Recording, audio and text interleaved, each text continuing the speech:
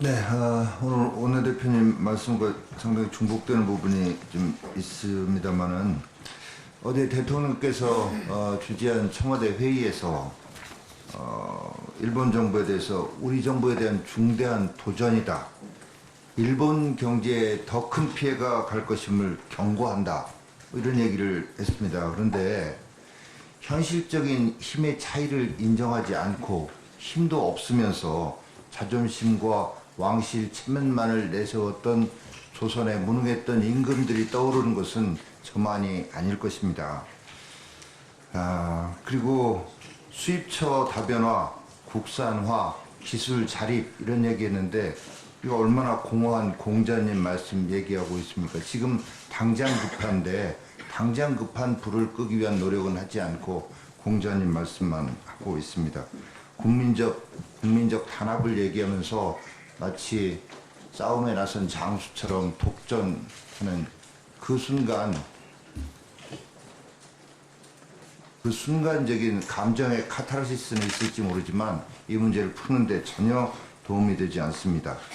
정부 내부의 엇박자, 경제와 관련해서 대통령은 경제 아주 좋다고 하는데 경제부총리는 경제가 어렵다고 이렇게 얘기를 합니다만은 이 한일 문제와 관련해서도 대통령은 자신의 지지자들을 쳐다보면서 소위 사이다 발언을 쏟아내고 있지만 연일 국회 예결위 출석한 경제부총리는 감정적 대응은 한일 양국 모두에 도움이 되지 않는다라고 얘기했습니다.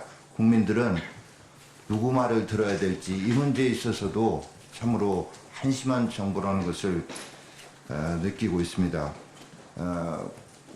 언제나 보면 이 국내 정치적 이익을 위해서 국제관계를 이용했던 이런 정권 때문에 결국은 국가와 국민의 엄청난 불행으로 이렇게 결과가 지어졌습니다.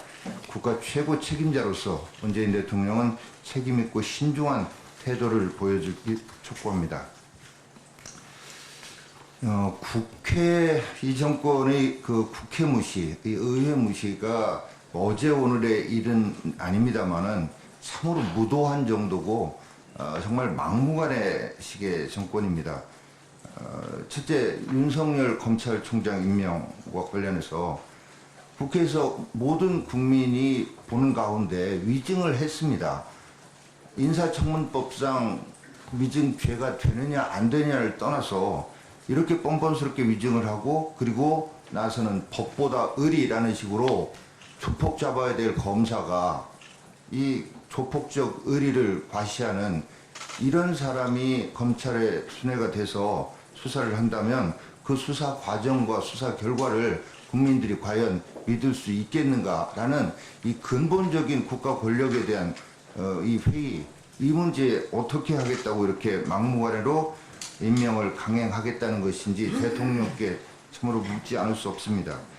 두 번째는 정경도 국방장관 해임 건의안 관련해서인데 지금 연이어서 지난번 삼척항에 동력선 입항했던 거 해군 이함대권을 떠나서 연이어서 지금 북한 목선이 동해상에서 발견되고 있습니다.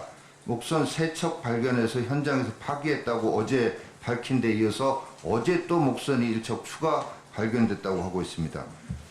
조사도 제대로 하지 않고 파기하고 그리고 이렇게 얘기합니다. 정말로 이 후한무치합니다. 앞으로는 목선이 발견될 때마다 일일이 설명하지 않겠다. 자기는 마음대로 이래도 되는 겁니까? 국민의 안전, 국가 안보와 관련된 사항을 그냥 앞으로는 발표도 하지 않겠다라고 일방적으로 하는 이런 후한무치한 이런 국방부, 이런 장관에 대해서 신임을 묻기 위한 표결조차 거부하고 있습니다.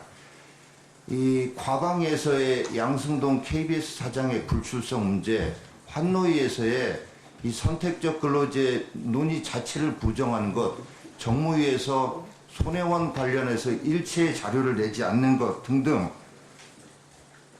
이런 점들, 이 국회를 도대체 어떻게 보기에 이렇게 하는 것인가 하는 걸 셋째로 지적할 수 있고요. 네 번째, 교과서를 불법적으로 조작해서 또 앞서 말씀드린 대로 이 국방 안보에 엄청난 구멍이 뚫려서 국민의 대표기관인 국회에서 국정조사 좀 해보자고 하는데 이것도 원천적으로 막는 이런 막무가내 정권입니다.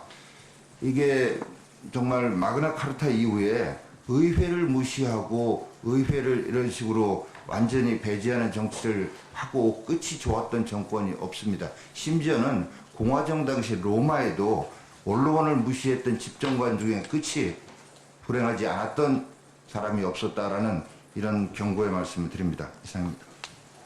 정양석 수석님. 예.